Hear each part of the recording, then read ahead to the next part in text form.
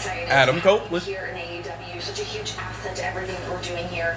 When you made your debut at Wrestle Dream, I mean, everybody went nuts. Everybody in the back went crazy. I mean, I feel like I still have goosebumps from that night.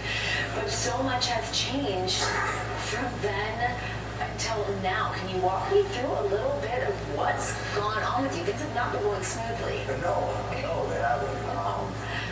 And I'm still confused, to be perfectly honest. I don't really understand what's happened because the whole idea in coming here was to end my career with Christian Cage, to team with Christian Cage. And he sounded on board with that. Yep. Until it got closer, until it got real.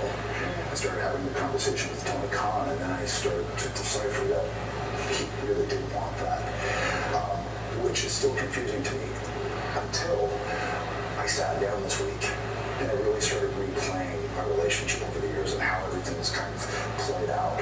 And I think, we met in 6th grade. Yeah, you guys have known each other like your whole Dang, life. 6th grade. Yeah. So I rewind back to that Princess Elizabeth Public School, right? And he's the new kid, just moved to town from Grand Valley, and he wouldn't come into the school. So the teachers wanted to coax him into school, and they sent me out to talk him in. And from there, we discovered we love wrestling, and then that was it. It was now solidified. We are now best friends. So it's high school, it's college. But I think to instances, for instance, the Toronto Star ran a wrestling column every weekend, right? Yeah. One weekend it said, okay, write an essay, winning essay gets free wrestling training from Soul's Gym, so we got to see if you run Hutchinson down Parkdale. So we both made the agreement, okay, we're both going to write into this essay contest, may the best man win. Well, I wrote in, and he didn't. Fast forward about a year later, and I was giving him the confidence to go and start his training. Fast forward a little further, I get the dream gig, and for 6 months, whoever had an ear, I told them, my partner, he's great. You got to see this guy. Now that's it.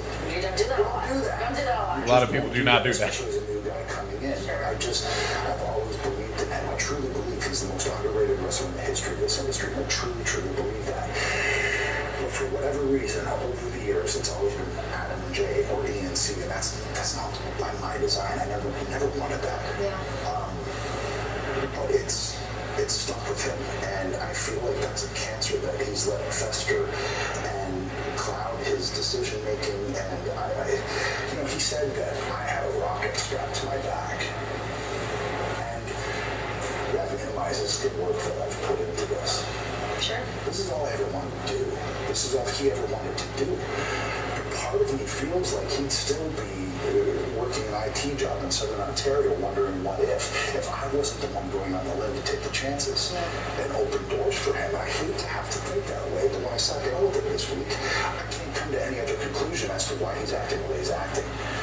It's so crazy to imagine. I mean, you just rattled off all those different instances, but here you guys are, so many more years later. I mean, you mentioned you guys have been friends for 40 years. To have the careers that you've had, I mean, the fame, the fortune, the championships, all of these things, but the common thread is still this jealousy, this competition.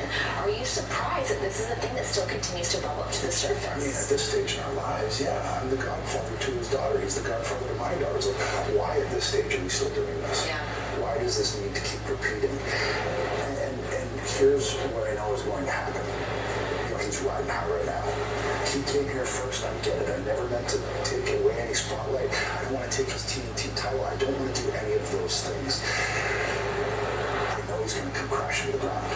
So if you don't want any of those things, you don't want that TNT title, you don't want that spotlight, what is it that you want at this point in your career? I'm not going to fight him. I'm not going to. I don't want his TNT championship. But what that means for me, I don't know.